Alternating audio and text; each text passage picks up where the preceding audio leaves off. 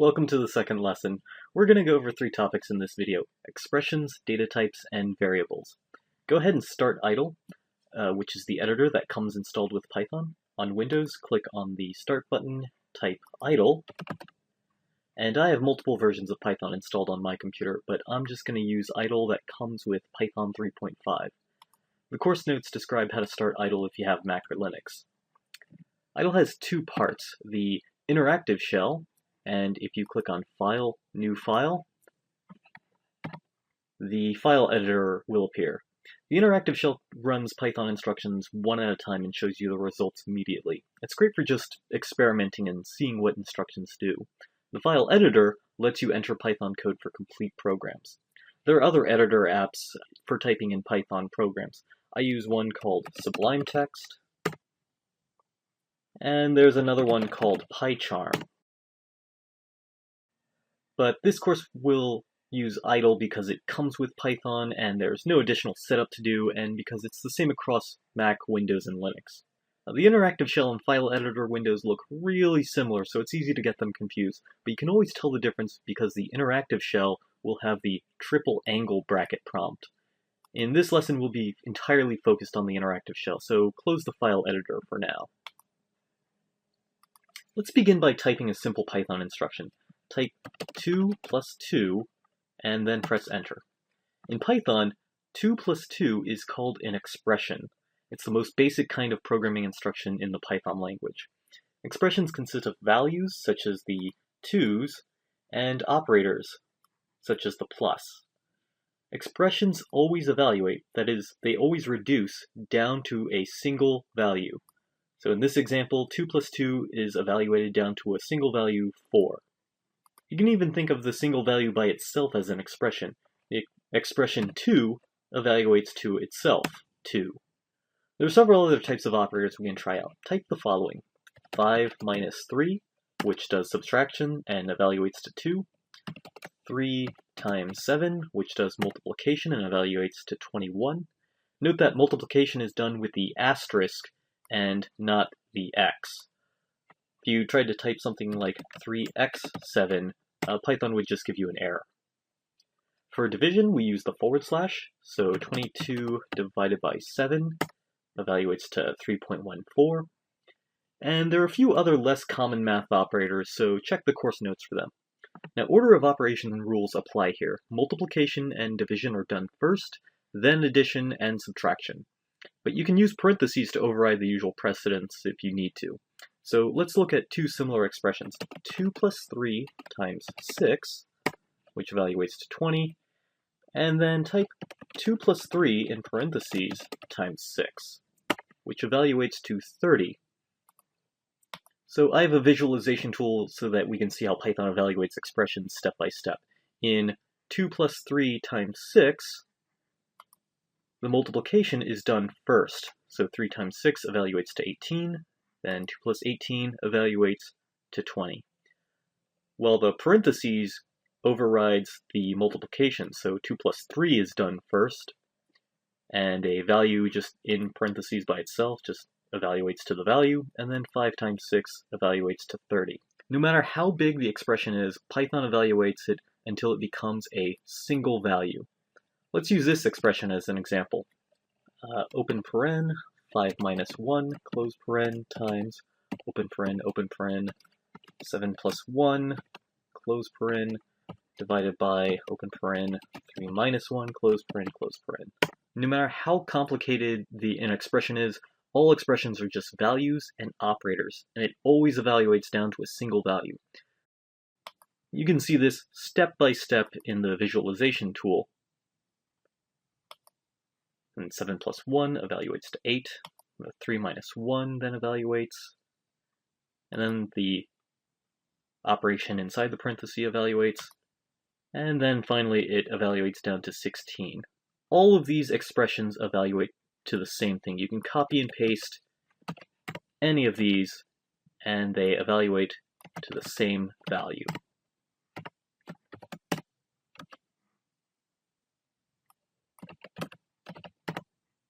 If you type something that Python can't understand, it'll display an error message. So let's trigger one of those in idle right now. type 5 plus and press enter.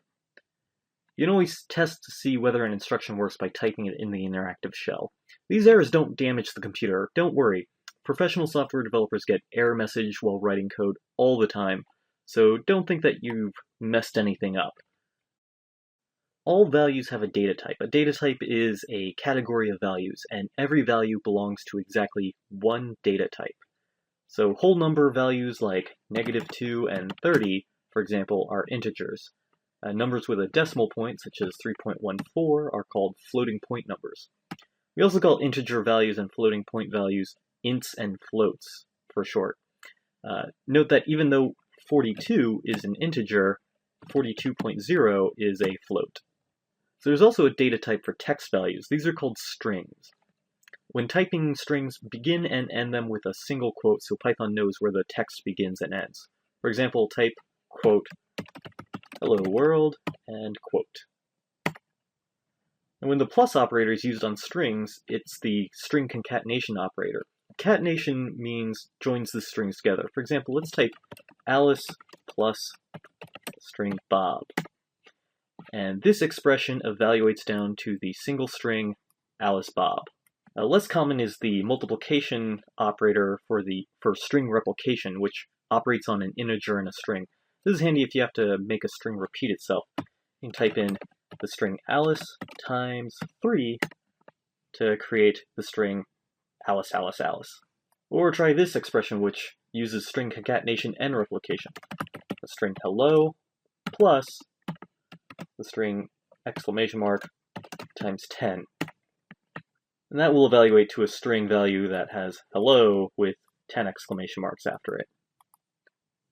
Your programs can save values to the computer's memory with variables.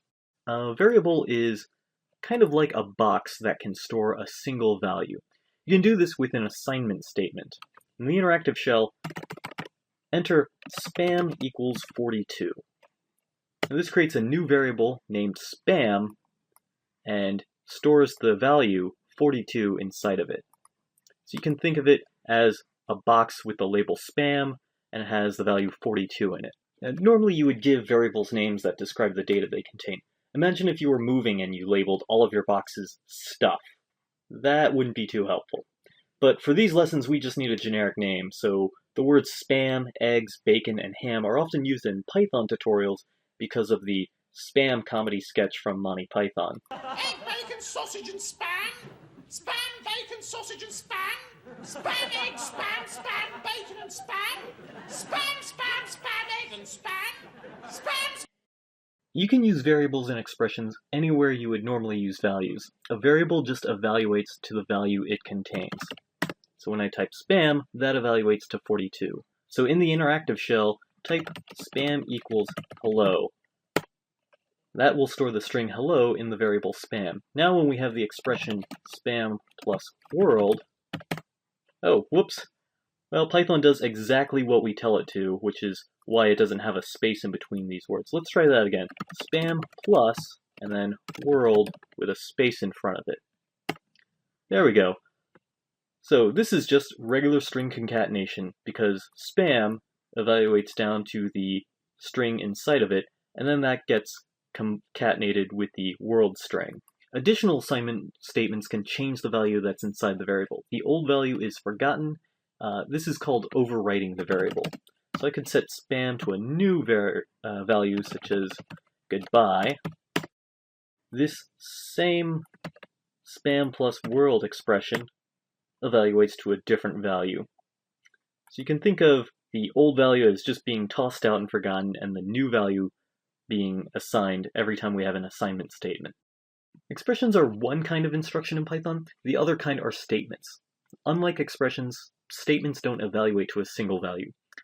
Although an assignment statement can have an expression as part of itself. Let's try typing spam equals 2 plus 2. The 2 plus 2 expression evaluates to 4, and so 4 is the value that gets assigned to spam.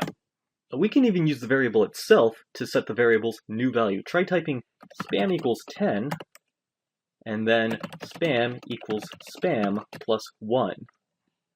This assigns spam a new value.